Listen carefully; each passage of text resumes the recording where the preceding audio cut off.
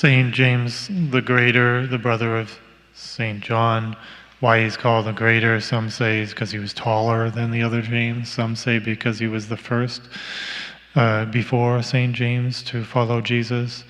Maybe two is because he was one of the three that would go on special missions with Jesus. You know, when Jesus had James, John, and Peter go to Jairus' daughter and go up the Mount Tabor and be with him when he was in the agony. Those three came closer to him when he was in his agony in the garden. Those things, perhaps. James the Greater, anyway, the one who evangelized Spain and came back on a pilgrimage and had his head cut off by Herod and died a martyr in Jerusalem. The one who, one of the sons of thunder, the brother of John, Saint John. So these things we know about him. And the gospel here and the first reading here, it's talking about how the apostles are to become martyrs who are they went through a lot of hardships. They were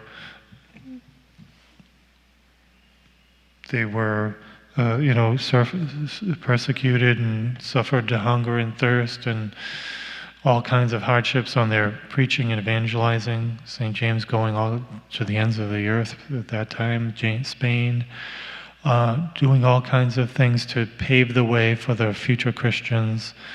And they're really our fathers who suffered for us and taught us many things and gave us examples. Our fathers, our mothers, our leaders, true leaders, and do we appreciate it? You know, you look at the youth of today, and one of the crises of today, the youth don't appreciate their elders. So many children don't appreciate their parents, what they have done for them, what to continue to do for them, and there's lack of respect and rebellion and all that. You can probably see it in the church too. Not appreciating what God has done for us, what our forefathers have done for us, what our apostles have done, what the leaders of the pillars of the church have done for us.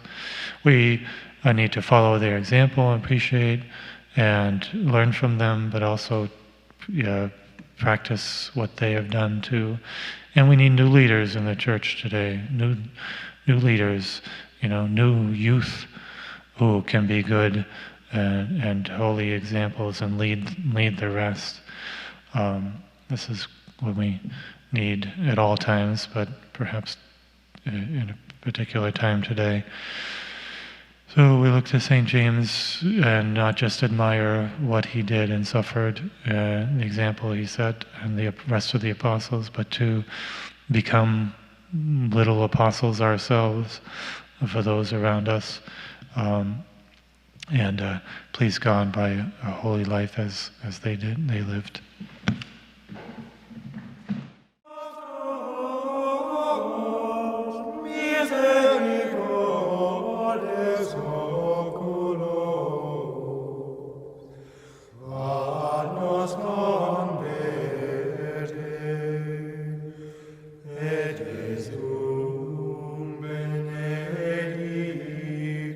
Fructum ventris tuum,